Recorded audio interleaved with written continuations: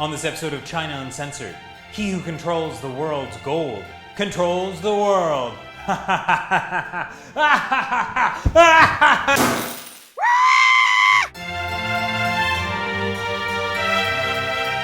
Hi, welcome to China Uncensored. I'm your host, Chris Chappell. China loves gold, almost as much as Donald Trump does. From gold-plated buses to gold-laden brides to the People's Daily Building?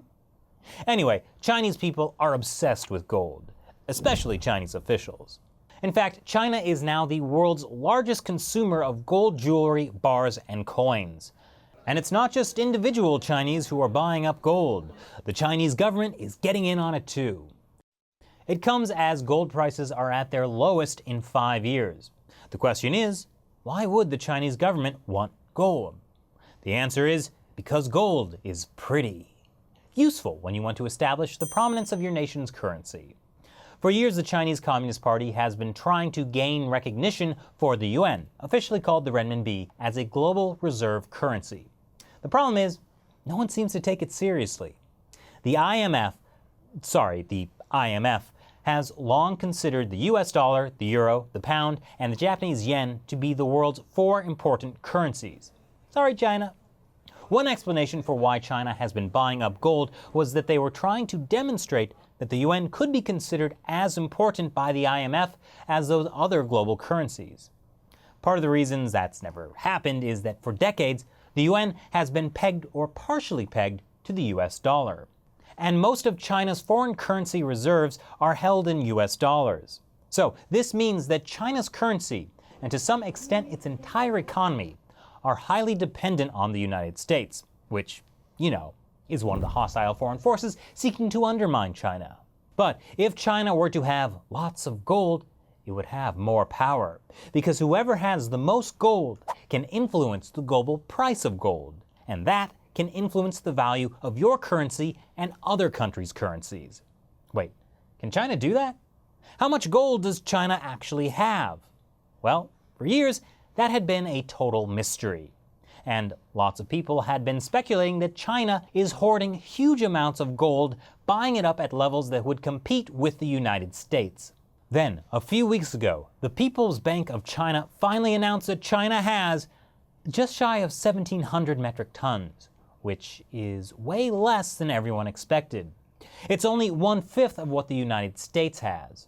With just 1,700 tons, there's no way China has enough gold to make the yuan compete with the US dollar as a global reserve currency.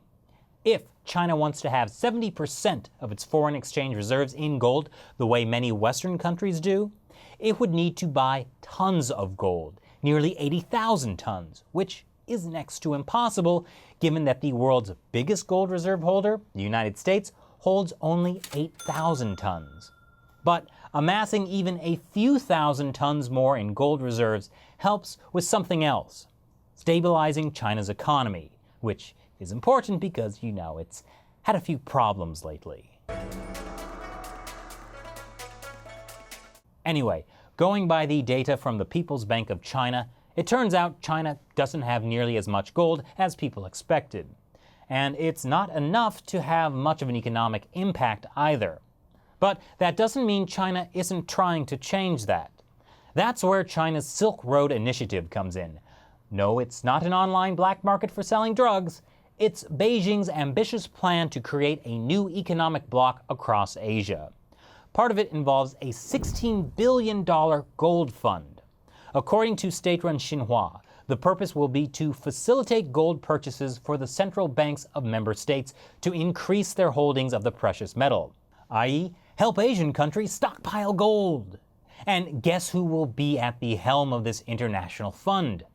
China's 2 main state-owned gold producers, the Shandong Gold Group and Shanxi Gold Group. They'll control 65% of it. So clearly, China is going for the gold. So, what do you think about China's move to control more of the world's gold? Leave your comments below, or if you're concerned about this, send some gold my way by contributing to the China Uncensored Patreon campaign. Thanks for watching. Once again, I'm Chris Chappell. See you next time. China Daily. There's no English language media I trust more. to intentionally give me less than the full picture. I mean, sure, this article on Wednesday night's massive explosions in Tianjin has pictures, but after reading this entire article, I'm still not clear why stuff exploded or what actually happened. You know, I believe in touching people's hearts, and the best way I find is to donate blood. Yes, what better way to touch someone's heart than to actually have your own blood pumped through their cardiovascular system? You get a free cookie too. That's why I'm giving a special China Uncensored shout out to the people of Jinan City in Shandong Province who have touched my heart.